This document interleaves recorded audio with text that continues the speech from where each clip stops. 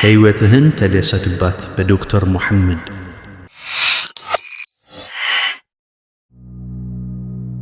ይህ የቀልብ ዶክተር ድምፅ ነው።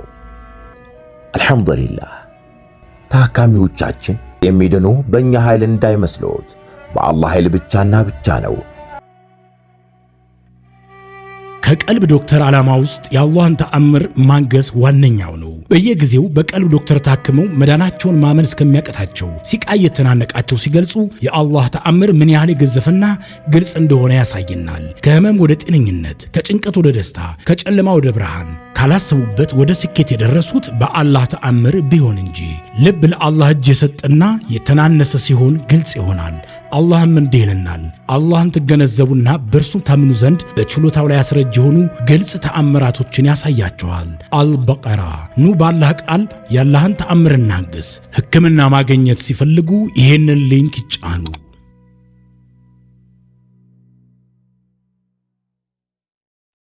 አሰላሙ አለይኩም ወራህመቱላሂ ወበረካቱሁ። ውድና የተከበራችሁ የቀልብ ዶክተር ቤተሰቦቻችን እንደምንከረማችሁ፣ በያላችሁበት የአላህ ህዝነት፣ ረህመት፣ ጥበቃው አይላችሁ ያልኩኝ የዘወትር ማክሰኞ የምናቀርብላችሁ ከዶክተር ሙሐመድ ቢን አብዱራህማን መጣጥፍ ላይ የተወሰደ ምርጥ ትምህርት ነው። ህይወትህን ተደሰትባት። ክፍል 26። ነብዩ ሰለላሁ ዐለይሂ ወሰለም እነዚህ ሰዎች እንዲገለሉ ካዘዙ ድፍን 50 ቀን ሆነ። በ50ኛው ሌሊት ላይ አላህ የሶስቱን ሰዎች ጸጸት መቀበሉን የሚያመላክት ወህይ አወረደ። ነብዩ ሰለላሁ ዐለይሂ ወሰለም ኡሙ ሰለማ ቤት ነበሩ። መሳጮቹን ምዕራፎች አነበቡ። ኡሙ ሰለማም ለምን አስደሳቹን ዜና አሁኑኑ ለከዓብ ኢብኑ ማሊክ አንነግረውም ስትል ጠየቀቻቸው።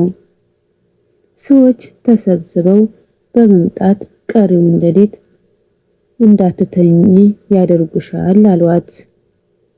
ነብዩም ሰለላሁ ዐለይሂ ወሰለም የሱብሂ ሶላትን ከሰገዱ በኋላ አላህ የሶስቱን ሰዎች ተውበት መቀበሉን አወጁ። ሰዎች መልካሙን ዜና ሊነግሯቸው በፍጥነት ወደ እነ ከዓብ ሄዱ። ከዓብ እንዲህ ይላል፣ የሱብሂን ሶላት የሰገድኩት በቤቴ ጣሪያ ላይ ነበር። አላህ በመጽሐፉ በገለጸው መልኩ ነበር የተቀመጥኩት። ነፍሴ ጭንቅንቅ ብላለች። ሰፊዋ መሬት ሳትቀር ለኔ በጣም ጠባብ ናት። በጣም የሚያስጨንቀኝ ነገር ደግሞ በዚህ ወቅት እኔ ብሞት የአላህ መልእክተኛ ሰለላሁ ዐለይሂ ወሰለም የማይሰግዱብኝ መሆኑ፣ እሳቸው ከሞቱ ደግሞ ማንም ሰው እስከ መጨረሻው የማያናግረኝ መሆኑና ስሞትን የሚሰግድብኝ አለመኖሩ ነው። በዚህ ሁኔታ ላይ እንዳለው አንድ ሰው ሰልዓ ተራራ ላይ ሆኖ ከፍ ባለ ድምፅ ከዓብ ኢብኑ ማሊክ ወይ እንኳን ደስ ያለ ሲል ሰማሁት። በስተመጨረሻ ከአላህ ዘንድ እፎይታ መምጣቱን ተረዳሁና ሱጁድ ወረድኩ። አንድ ጋላቢ በፈረስ ወደኔ መጣ። ሌላኛው ደግሞ ከተራራ ጫፍ ላይ ሆኖ ይጣራል። ጥሪው ከፈረሰኛው ይልቅ ቀድሞ ተሰማኝ። ድምፁን የሰማሁት ሰው መጨረሻ ላይ መጥቶ መልካሙን ዜና ሲነግረኝ ሁለቱንም ልብሶችን አውልቄ አለበስኩት። ወላሂ ሌላ ልብስ አልነበረኝም። ከሰዎች ሁለት ልብሶችን ተውሼ ለበስኩና ወደ ነብዩ ሰለላሁ ዐለይሂ ወሰለም ሄድኩ። ሰዎች በቡድን እየመጡ ተውበትህ ተቀባይነት አገኘ፣ እንኳን ደስ ያለ ይሉኛል። መስጊድ ውስጥ ስገባ ነብዩ ሰለላሁ ዐለይሂ ወሰለም ከባልደረቦቻቸው ጋር ቁጭ ብለዋል። ወላሂ ከጦልሃ ቢን ኡበይዱላህ በስተቀር ቆሞ የተቀበለኝ ሰው የለም። ተነስቶ አቅፎ ከሳመኝ በኋላ መልሶ ተቀመጠ። ወላሂ የጦልሃን ድርጊት መቼውንም አረሳውም። ወደ ነብዩ ሰለላሁ ዐለይሂ ወሰለም ሄድኩና ሰላም አልኳቸው። ፊታቸው በደስታ በርቷል። ነብዩ ሲደሰቱ ፊታቸው ልክ እንደ ጨረቃ ያበራል። እናት ከወለደች ዕለት ጀምሮ ካሳለፍካቸው ቀናት ሁሉ በላጭ ለሆነው ቀን እንኳን አደረሰ አሉኝ። ይህ ብስራት ከእርስዎ ነው? ከአላህ ስል ጠየቅኳቸው። ከአላህ ነው አሉና አንቀጹን አነበቡ። ከፊት ለፊታቸው ተቀመጥኩና የአላህ መልእክተኛ ሆይ አላህ ተውበቴን ስለተቀበለኝ ንብረቴን በሙሉ ለአላህና ለመልእክተኛው በሰደቃ መልክ እሰጣለሁ አልኳቸው። እሳቸውም የተወሰነውን አስቀር፣ ይህ ላንተ የተሻለ ነው አሉኝ። የአላህ መልእክተኛ ሆይ አላህ ነፃ ያወጣኝ እውነት ስለተናገርኩ ነው። አላህ ተውበቴን ስለተቀበለኝ ምስጋናውን ለማድረስ በህይወት እስካለሁ ድረስ እውነትን እንጂ ላልናገር ለራሴ ቃል ገብቻለሁ አልኳቸው። አዎ አላህ የከዓብንና የሁለት ጓደኞቹን ተውበት በመቀበል ቀጣዩን አንቀጽ አወረደ። በነብዩ በዚያም በችግሪቱ ጊዜያት በተቡክ ዘመቻ ከነሱ የከፊሎቹ ልቦች ለመቅረት ሊዘነበሉ ከተቃረቡ በኋላ በተከተሉት ስደተኞችና ረዳቶች ላይ አላህ በእርግጥ ጸጸታቸውን ተቀበለ። ከዚያም እነሱ ንስሐ መግባታቸውን ተቀበለ። እርሱ ለነሱ ሩህሩህ አዛኝ ነውና። በእነዚያም በሶስቱ ሰዎች ላይ ምድር ከስፋቷ ጋር በእነሱ ላይ እስከጠበበች ነፍሶቻቸውም በእርሳቸው ላይ እስከተጠበቡ ከአላህም ወደ እርሱ ቢሆን እንጂ ሌላ መጠጊያ አለመኖሩን እስካረጋገጡ ድረስ በቆዩት ላይ አላህ ጸጸትን ተቀበለ። ከዚያም ይጸጸቱ ዘንድ ወደ ጸጸት መራቸው። አላህ እርሱ ጸጸትን ተቀባይ አዛኝ ነውና።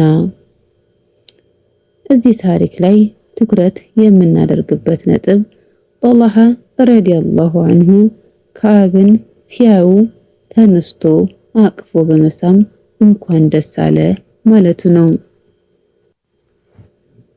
ለጦልሃ ያለው አድናቆት ከፍተኛ በመሆኑ ጦልሃ ከሞተ በኋላ ሳይቀር ከዓብ ይህንን ታሪክ እያወሳ ወላሂ ጦልሃ ያደረገልኝን ነገር መቼም ቢሆን አረሳውም ይል ነበር።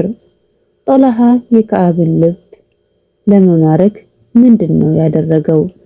ክህሎቱን ተጠቅሞ ለሱ ያለውን ጭንቀት በማሳየትና ደስታውን በመካፈል በከዓብ ልብ ውስጥ ተደላድሎ ለመቀመጥ በቃ። ሰዎች እዝነትና ተቆርቋሪነትን ማሳየት ልባቸውን ያለመልመዋል። ጓደኛ ፈተና ላይ ከሆነ ፈተና እንዴት ነው? ወላሂ በጣም ሳስብና ዱዓ ሳደርግልህ ነበር ኢብራሂም ነኝ ብለህ የጽሑፍ መልእክት ብትልክለት ላንተ ያለው ክብር የማይጨምር ይመስልሃል? ያለምንም ጥርጥር ይጨምራል። ጓደኛ አባቱ ታሞበት ሆስፒታል ውስጥ በጭንቀት ተውጦ አባቱን እያስታመመ ከሆነ ደውለህ አባቱ እንዴት እንደሆኑ ከጠየቅክ በኋላ የማግዝህ ነገር ካለ ንገረኝ፣ በፈለከኝ ጊዜ ልረዳህ ዝግጁ ነኝ በለው። በእርግጠኝነት ያመሰግንሃል። ጧት በድጋሚ ደውለህ ለቤተሰብ የሚያስፈልግ የሚገዛ ነገር ካለ እባክህ ንገረኝ በለው። ያመሰግንሃል፣ ዱዓ ያደርግልሃል፣ ላንተ ያለው ክብር ይጨምራል። እንዲህ ብሎ ከሚደውልለት ጓደኛው ጋር ራስህን አነጻጽረው።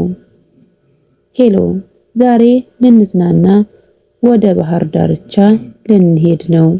እንዴት ነው? ከኛ ጋር መሄድ ትፈልጋለህ?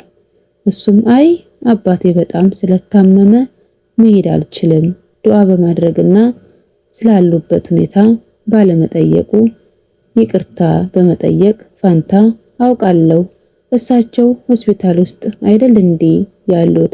እናትና እህቶች አጠገባቸው ካሉ በቂ ነው። አንተ ብዙም የምታደርግላቸው ነገር አይኖርም። ለማንኛውም ከፈለክና ተዝናንተህ አእምሮህን አድሰህ ተመለስ ብሎ ስልኩን ይዘጋል። ይህ ልጅ የጓደኛው አባት መታመም ምንም እንዳላሳሰበው ሆኖ ነው የቀረበው። ታዲያ ጓደኛው ለሱ የሚኖረው አመለካከት ምን ሊሆን ይችላል? ያለምንም ጥርጥር ለዚህ ጭንቀቱ ላላስጨነቀው ጓደኛው ያለው ክብር ይቀንሳል።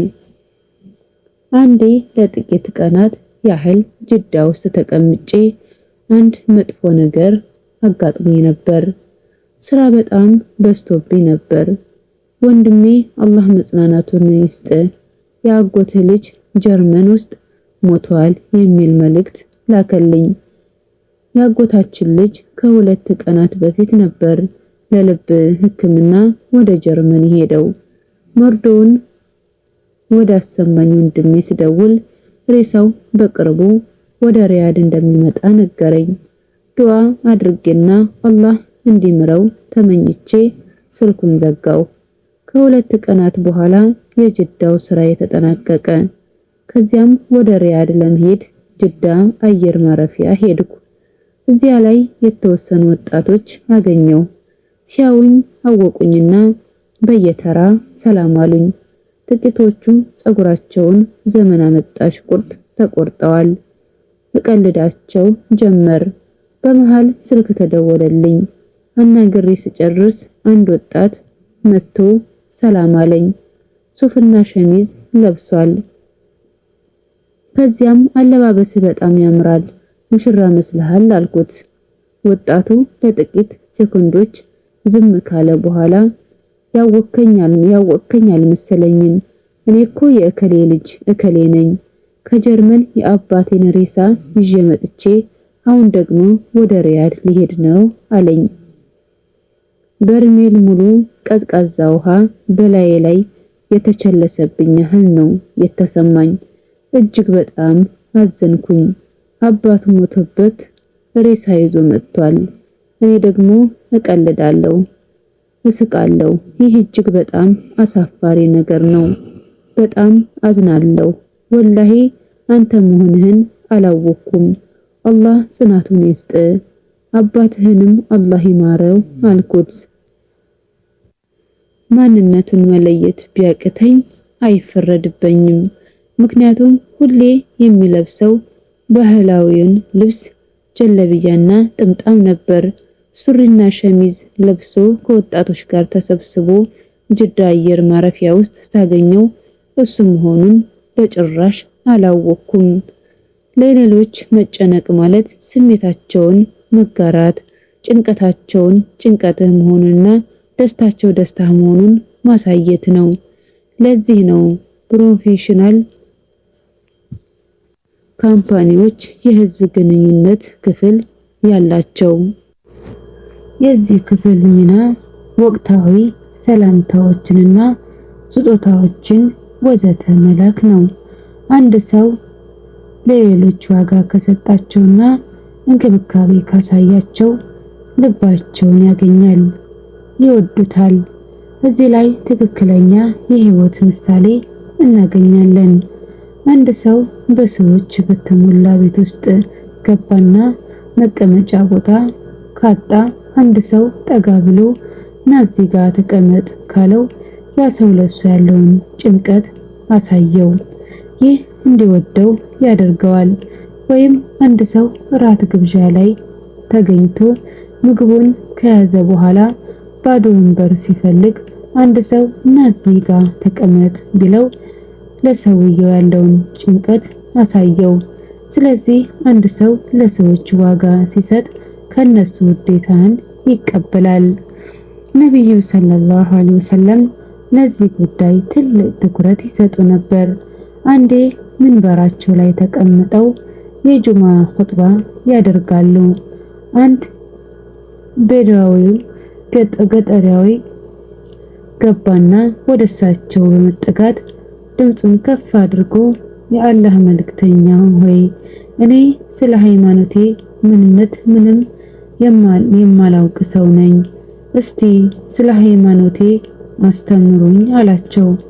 ከሚንበራቸው ወርደው ከሰውየው አጠገብ ተቀመጡና እስኪገባው ድረስ አስተማሩት። ከዚያም ወደ ሚንበራቸው ተመለሱ። ይህ ለሰዎች ስለሚደረገው እንክብካቤ ታላቅ ማሳያ ነው። ማን ያውቃል ይህን ሰው ችላ ቢሉት ኖሮ እስከ ዕለተ ሞቱ ድረስ ስለ ሃይማኖቱ ምንም ሳያውቅ ሊቀር ይችላል። ከአንድ ሰው ጋር በእጃቸው ሰላምታ ሲለዋወጡ ያኛው ሰው እጃቸውን ከመልቀቅ በፊት እሳቸው አይለቁትም ነበር። አንድ ሰው ሲያናገራቸው ፊታቸውን ወደዚያ ሰው ያዞሩ ነበር። ማለትም በሙሉ ትኩረት ያዳምጡት ዘንድ ፊታቸውንና አካላቸውን ወደሱ ያዞሩ ነበር። ልምድ እንደሚነግረን ሰዎች ዋጋ ከሰጠናቸውና እንክብካቤ ካሳየናቸው ልባቸውን ትይዛለህ፣ በእነሱ ዘንድ ተወዳጅ ትሆናለህ። ህይወትን ተደሰትባት ክፍል 26 ይህን ይመስል ነበር። ላይክ፣ ሼር፣ ሰብስክራይብ እያደረጋችሁ ለሌሎች ተደራሽ እንዲኖር አድርጉ። ጀዛኩሙላህ ኸይረን። በክፍል 27 እስከምንገናኝ ድረስ ኢንሻአላህ ሰላሙ አለይኩም ወራህመቱላሂ ወበረካቱሁ። እንኳን ወደ ትክክለኛው የአፍያ መንደር በሰላም መጡ። የቀልብ ዶክተር በሲህር በጅን በአይንናስ እንዲሁም የስነ ልቦና ጫና የደረሰባቸው የሰው ዘር ፍጥረታት በሙሉ ታክሞ የሚድኑበት ነው። ህክምናው በቁርአን፣ ህክምናው በአስካሮች፣ ህክምናው በዱዓዎች በሰደቃ የሚካሄድ ሲሆን ነብያዊ ሱናን በተመረኮዙ እጅግ ጥበብና ዕውቀትን ባካበቱ የሩቃ ዶክተሮች ይታከማሉ። እወቁ፣ ህክምናው ሸሪዓዊ ብቻ ነው። አያምልጦት፣ እድሉን ይጠቀሙ። ባሉበት ሆነው ራስዎን ያክሙ። ህክምና ማግኘት ሲፈልጉ ተከታዩን ሊንክ ይጫኑ።